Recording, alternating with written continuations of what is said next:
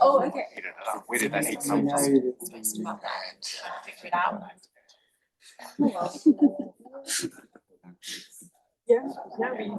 Figure it out. Hello, everybody. Can you all hear me online as well? Yes, So welcome to our ACEAS seminar. Today, gonna have one talk from Dr. Jodi Fox, and then you're gonna hear some reflection from Matt Kingen and Joe, the future of ACEAS. So our main speaker today, Jodi, going to be talking about the Gaussberg volcano on East Antarctica and some measurements done in 2024, part of the East Antarctic Ice Sheet Stability 3 project. So Jodi is an Antarctic geologist working on understanding the interplay between volcanic process and the surrounding environment. And she's completed her PhD here at the University of Tasmania and have had experience both in the industry and academia, including conducting laboratory and field-based research in Australia and Japan, mostly focused on volcanism in subantarctica, East Antarctica, and Antarctic Peninsula regions. So yeah, take it over.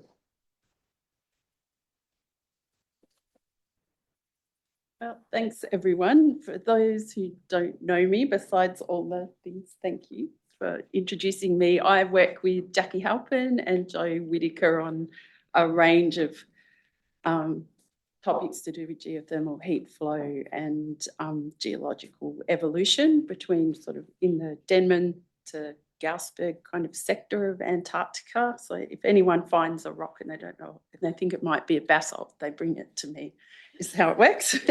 But today I'm going to talk to you a bit about some work that I've been doing at Gaussberg volcano. And again, that's nested sort of within the project trying to understand geothermal heat flow in the Denman to Gaussberg sector. So Gaussberg volcano is in East Antarctica. It sits, I'm not sure which way around it's going to work, this way around perhaps. Just there, it's a little brown blob amongst all the pink and purple. All the pink and purple are very old rocks, Phanerozoic, Proterozoic and Archean. And the little Gaussberg is Cenozoic and less than 100,000 years old probably, sitting all amongst very old rocks and a lot of ice. And it's the only hard rock exposure until you get down to Bunga Hills or out to Mount Brown on this sector of the coast. So what does it look like? It pokes out of the ice and looks like a nice conical landform from the side. And this side here, that's a beach just there. So this side that's facing us, the northern side is covered, is surrounded by water and sea ice, and everywhere else is grounded ice. The summit's 378 metres above sea level. It's about 1.5 kilometres in diameter, and about 6.6 cubic kilometres of it are exposed, and it probably goes down to about 800 metres beneath the ice. So what you see at the top is just about 1/3 of the entire edifice. And when you look at it from an angle, this is some photogrammetry collected when we were down there in 2024. It's kind of a bit, I was trying to think of a kinder word than cowpat, but it's kind of more of a lump than a cone when you look at it.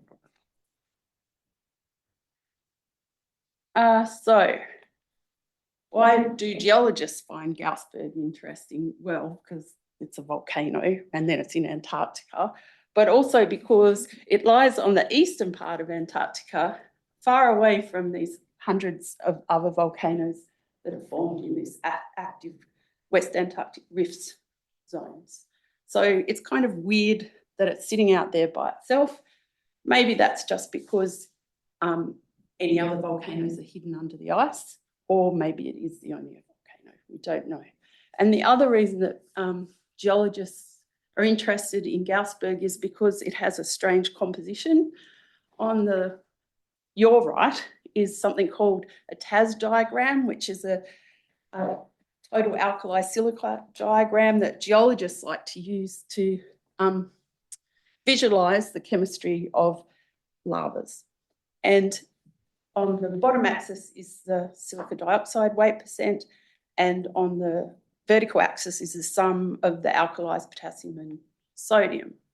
And what you can see on this diagram is that I've had to extend the axis beyond the original published diagram, because these rocks are extraordinarily enriched in potassium, up to 12 weight percent, and they don't really fit in a classification. Broadly, they have a mineral called olivine in them. So broadly, they're basaltic. Any basalt like Hawaii lavas have olivine in them, but they're actually called a particular name, which is lamproite, which a lot of geologists haven't even heard of when I tell them.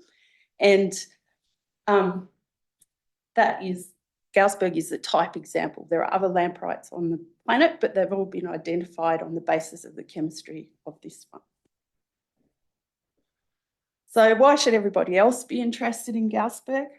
So people who model geothermal heat flow using some geophysical parameters have noted that there appears to be a heat anomaly in the Gaussberg region, and some of Toby's work has also identified, Toby Stoll's work has also identified that there appears to be this anomalous heat flow there. Of course, it's all interpreted and not directly measured.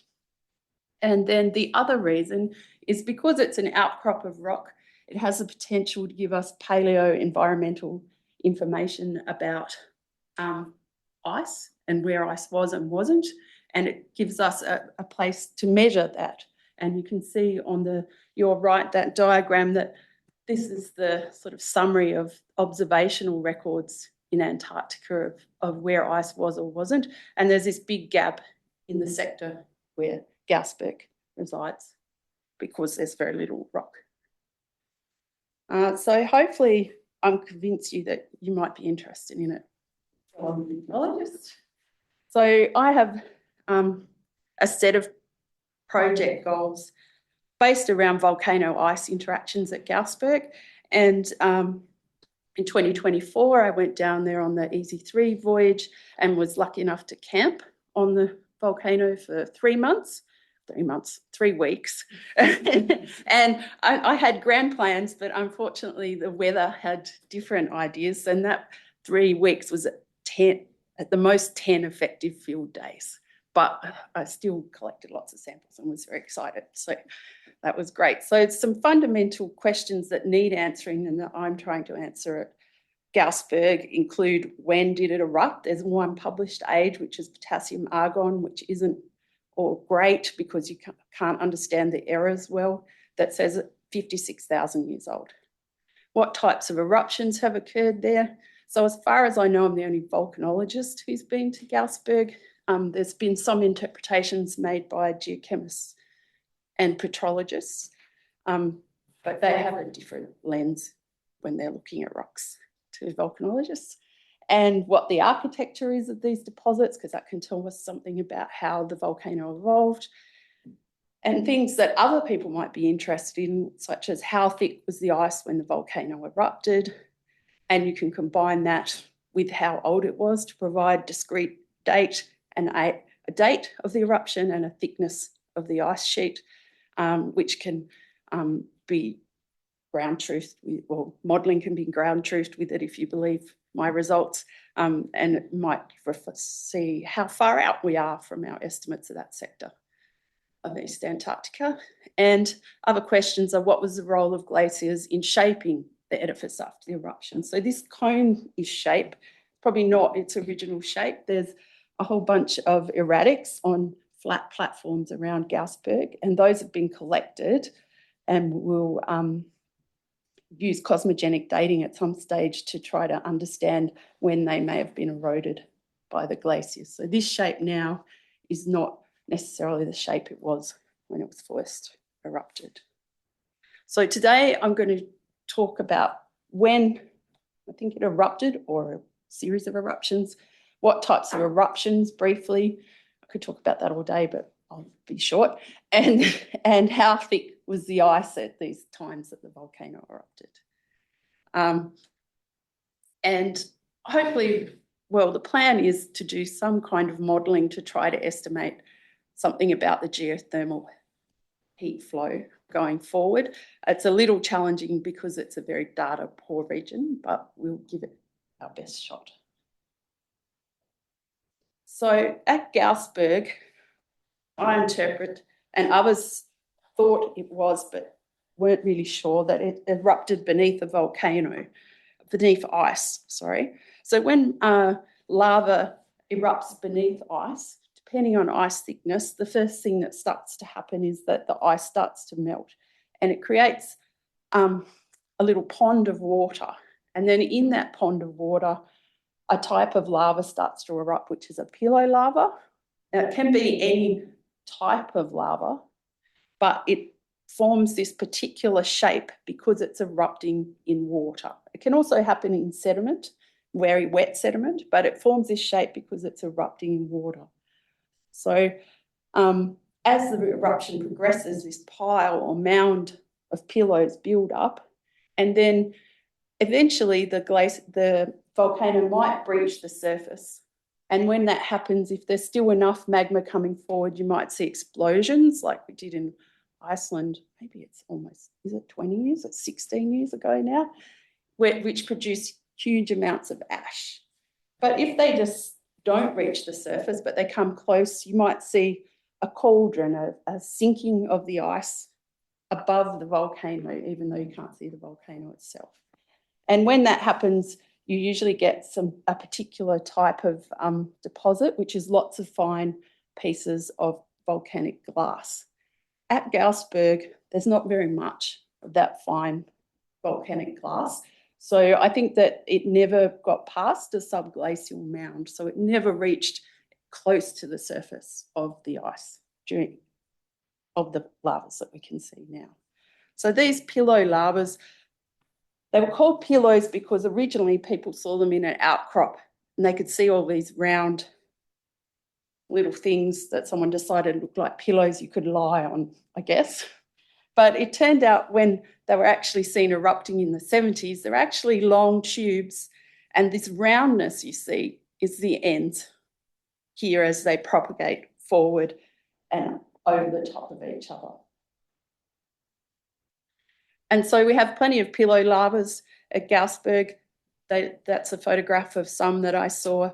And then there's also this breccia facies, which is when the pillows become a bit over-steepened and there's a bit of room, they start to tear off and break and roll around down a slope inside this little pond it's created, and that causes them to break up into finer and finer pieces, especially if when they break, stretch and break, they're still hot in the middle. Then that hot magma just instantly quenches the glass, and that's what this light brown material you can see here is. That's lots of very fine glass. It could be as small as 10 or 20 microns. So to answer the question of when Gaussberg erupted, our only option really is argon-argon geochronology, which is the best method we have for dating particularly young basalts. So it's it's not simple, but it is a ratio technique. So we're looking at the amount of argon-40 isotope as a ratio to argon-39. And there's a known parent-daughter relationship, and that's used to calculate the age. And I went to say it was simple, and I don't know why I did, because it's protracted. It's a 1 year result to get a result at least, and it's an expensive technique, and that limits how many samples you can do. But my colleague Dan Miggins at Oregon State University gave us a discount rate for this project, which is nice of him.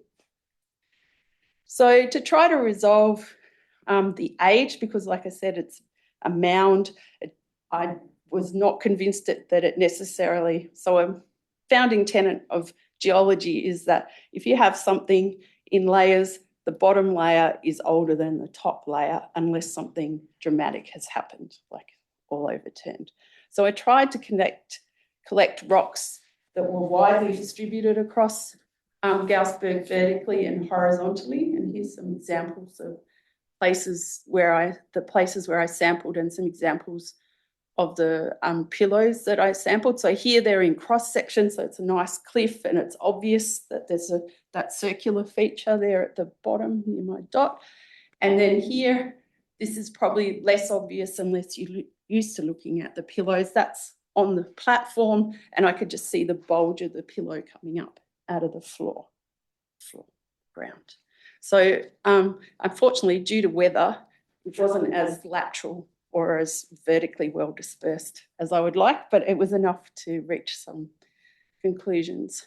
So here are the results from the age dating of the samples. So here I've just plotted on the vertical axis, this is just the samples from youngest to oldest, it's dimensionless. And along the bottom is the age in thousands of years. So we have this spread of ages from 18.5 to 67.2. I did some work earlier in the year, a few years ago, that suggested there were 2 phases of volcanism, here and here at the end of MIS 4. But the more I've dated, the more it looks like a continuum. So possibly 2 phases, but also it could just be that I haven't sampled enough places to collect the full spectrum of ages. So as a maximum age for the parts of Gaussberg that we can see, we could call it 77,000 years, and as a minimum age, 18.5. But you notice that error there's minus 5.4, so that could bring it back to 13, which getting close to the end of the first big melt. But also you'll note this error. So for argon ages, the age there where I've given, for example, 18.5, that's the dot in the middle. But the sample above it has an error that I don't really like. It's a bit too big, but it brings the age of the most recent volcanism at Gaussberg to potentially as young as 7,000 years old. And so if I had the budget and the time, I would redate another sample from that location, because that could give us an indication of when, if it's a summit and it's a pillow lava, so there must have been a pond of water at the summit at that time, which would then suggest that the glacier has retreated around Gaussberg since 7,000 years old. But I wouldn't be able to defend that in publication, I don't think. So if we plot those ages there along the bottom in relation to elevation, you'll notice that there are locations where volcanism happens 51,000 years ago and 25 to 28,000 years ago. And then there's an age down here that's 67,000 years sitting on top of a 20 to 25,000 year old sequence. And this herein lies my statement earlier that things that are at the bottom are older and things at the top are younger. It generally holds true, but not always in volcanic architecture. And the reason why in this case, I think there's this variation in age, is because of how pillows form and propagate. So I couldn't identify any obvious vents yet on the volcano, but even from one source, the lavas come out and they can propagate between existing lavas if there's enough effusion rate coming from the magma. So you end up with older pillows, and in between you get younger pillows that then pop out somewhere laterally. And that process goes on and on, constructing a big mound of pillows. So that's why getting a good spread of lavas is important for samples. So if I was going to do a back of the envelope speculation for what we know, so here I've got Gaussberg sitting on top, elevation on the side. This is my totally not based in any facts interpretation of what the volcano might look like underneath the ice. The current ice thickness is 50 metres above sea level, but it's something like this, a big mound. It could continue off laterally, but if we think it took, say, 60,000 years to produce the upper portion of the edifice. Its vertical height, then maybe it's 6.3 metres every 1,000 years. And then if we just do the maths for the total edifice height, then that suggests the volcano could be 190,000 years old in total, which is still very young for any of the known closest volcanism. But that assumes a constant construction rate, that there was just volcanism and then it stopped, that there wasn't stop-start volcanism with some glacial erosion in between. And yeah, as I said, the subglacial morphology is unconstrained by data at the moment. So for determining the ice thickness from the lavas, there's a basic principle, a known relationship that happens when magmas erupt to the surface as lavas.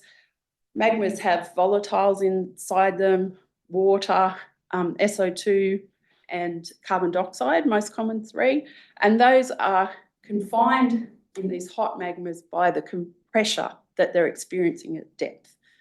As they rise, the water starts to dissolve out of that magma at a known rate, depending on the pressure. And so if we measure the water skipped a step. When the magmas come out and erupt at the surface and come into contact with ice and quench, the glass in those magmas records how much water was in that magma at that time. So if it erupts at the surface at 1200 degrees, we would expect that there would be no water in there because water would be vapour, it would be gone.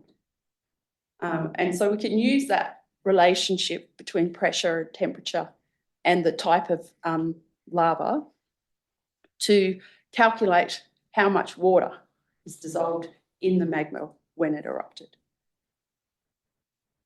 And from that, we can figure out the confining pressure.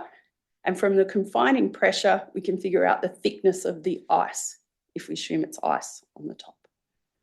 So how do I do that? So I have a look for pillow lavas. There's one there that I found on Gaussberg that was nice and glassy. So I want this glass on the outside. And so that looks like usually pillow lavas form these nice little wedges. This is one here. And that dark material there on the outer edge is the glass when that lava quenched. And under a microscope, this is what that glass looks like, the brown material in here. And you want no bubbles and no crystals, which can be a challenge. And then you use Fourier transform infrared spectroscopy, which is shining an infrared light through the glass. And the amount of water that is, amount of light that is absorbed by the water molecules in there will cause it to vibrate, and you then get a waveform, and from the waveform you can calculate the water content. So that's what I did here at CSL. And these results are the age in years plotted against the estimated thickness of ice under which the magma quenched. And I have the black dots there that are finalised results, and the dots that don't have a fill in them, the black circles, are results I need to confirm because I think there's a calibration issue with the data. So that is tentative. That's why it's to be confirmed data. And the lines are just a straight line from one to the other. There's no statistical relevance of those. So what we can see is that these lavas all had between 0.583 and 0.656% water. From that, I calculated the pattern pressure that they erupted under. And then from that, I calculated the thickness of the ice. And so the assumption is that everything above the magma when it erupted was ice. But as you can see from the pillows being interviewed, it's possible that there was some rock. It's possible that there's some water because they erupted into at least some water. The difference in density between fresh water and ice is not a lot, but between ice and rock can be 2 to 3 times as much depending on the type of rock, but we have to make some assumptions.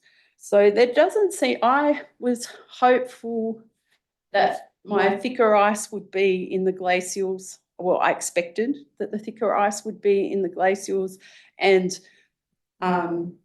less thick in the interglacials. But of course, this all depends on where on the volcano the lava was. So you need to correct for that.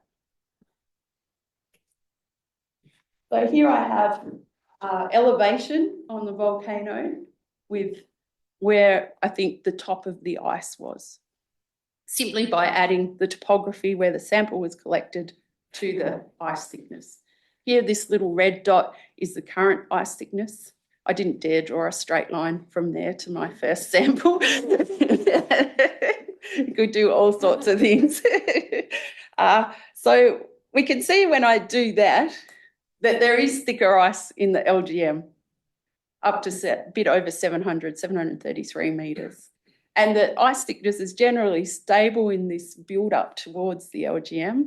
And then there's this thicker ice again, just in the middle there at 52,000. So I'm really confident of this at this thickness, less confident of this thickness. And when I check it, we'll see. But the models suggest not a lot of ice thickness variation in this region, in this Gaussberg region across that time.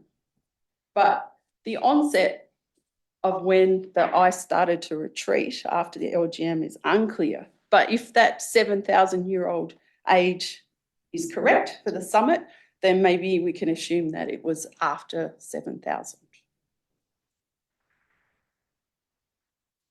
So I'm a visual person, so I thought I'd make a little, now that I'd made my little pretend volcano, that the ice sheet variability through this time isn't hundreds of metres, but not a long time, and then peaking again before coming back to now when the ice sheet is 850 metres thick. I think, oh no, that writing might be difficult to read. So I'm happy that Gaussberg erupted subglacially. It has these two rough periods of eruption that could be continuous or a single or two phases. There's maybe the entire edifice's minimum age is 190,000 years based on my back of the envelope. It's kind of all we have, but it's a logical thought process. So ice thickness at Gaussberg has been up to 650 metres thicker than present over the last 67,000 years. And this is consistent with recent work in East Antarctica in just that the marginal areas of the ice sheet are highly variable in their response to changing climate, I guess, and conditions. And you can see here this work by Andrew McIntosh. The Bunga Hills area is down for 0 metres coming out of the LGM, and Gaussberg is not far away, and at the moment I have a minimum ice loss of 450 metres. Yeah, and across throughout these areas, the timing and the thickness of ice loss is highly variable. And that's all from me.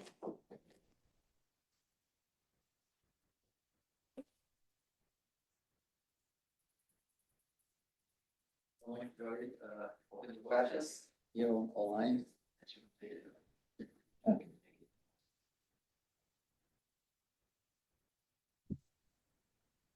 Thank you for coming to hear about ACEAS so I could have a confined audience to talk geology to.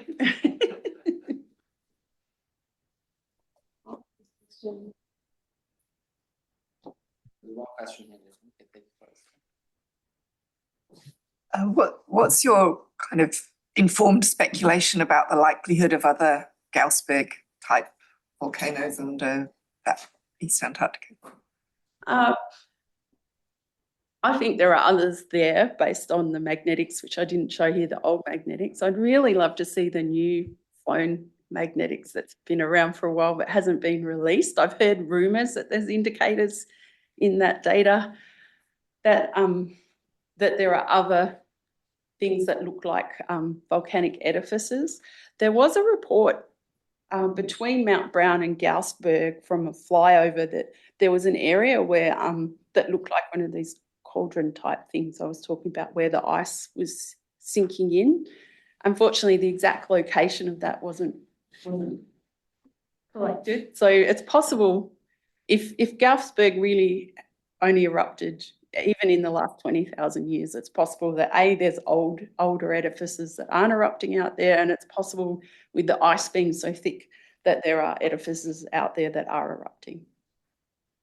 But like some really detailed geophysical data would be great.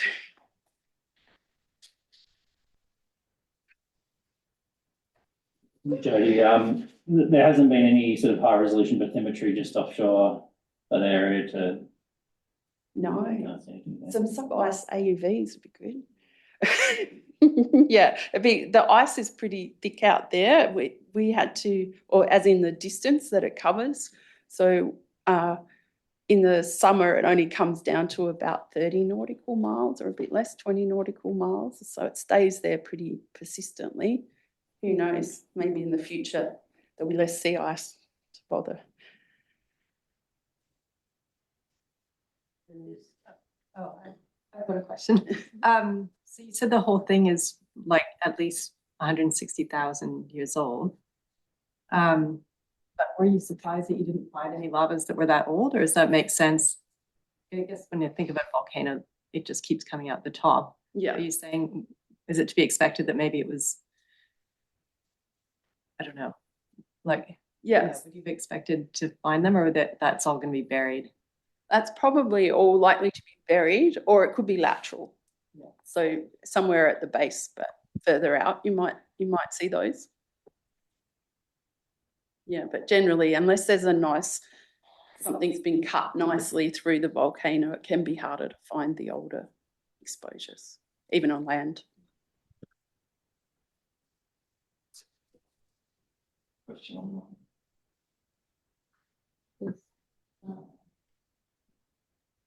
Jocelyn?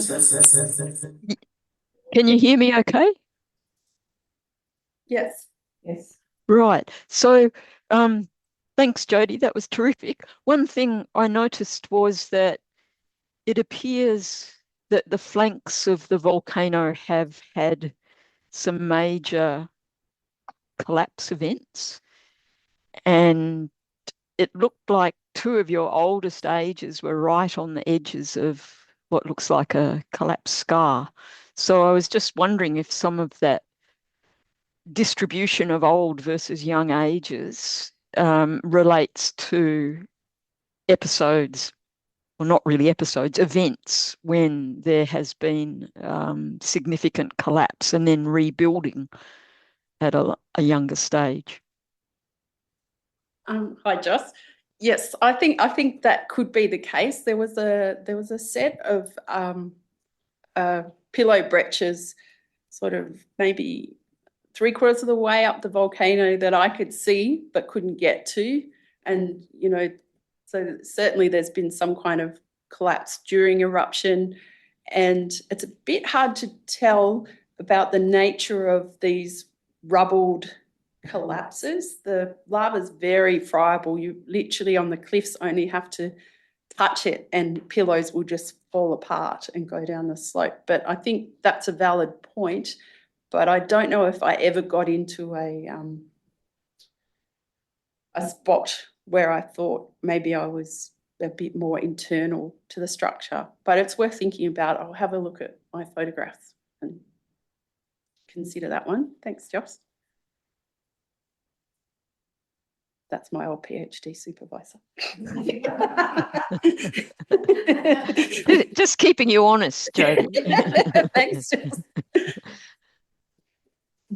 Jodi, do you have any early thoughts on any links to the Denman volcanoes or basalts that were dredged or sampled? Dorothy Dixer. Yeah. Thanks, Jackie. A very good question. So I don't know who was here for Katie Dixon's master's talk. So Katie worked on samples that Joe and Katerina dredged off Denman to seamounts, quite a way offshore, and the Bruce Rise, part of the Bruce Rise. We haven't dated those yet. That's coming. The seamounts are quite large. One of them is quite flat topped and probably eroded. So I think those particular ones are more in the tens of millions of years old as a guess, an absolute guess.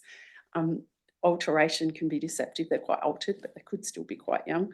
And then we're doing some more work on the many basalts that the biologists kindly trawled off the seafloor during Denman to see whether we can find some sort of age distribution amongst those. Geochemically, at the moment, they don't look directly related.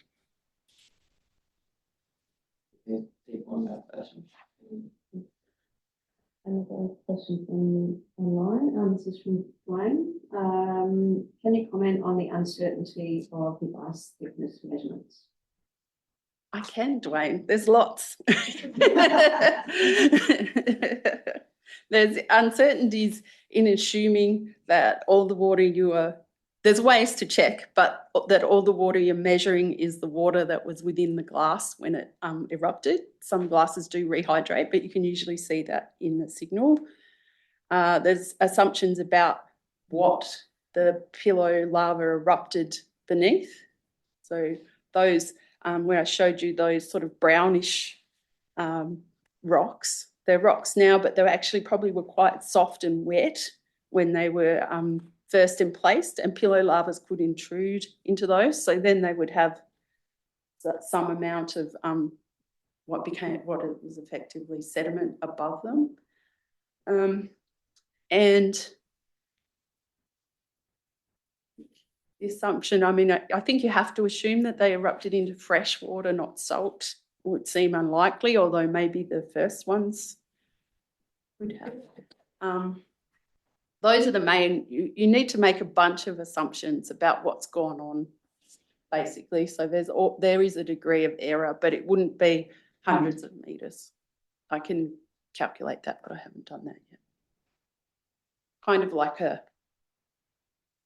stacking error from each thing that you do, rather than an error from one particular part of that process. This is less.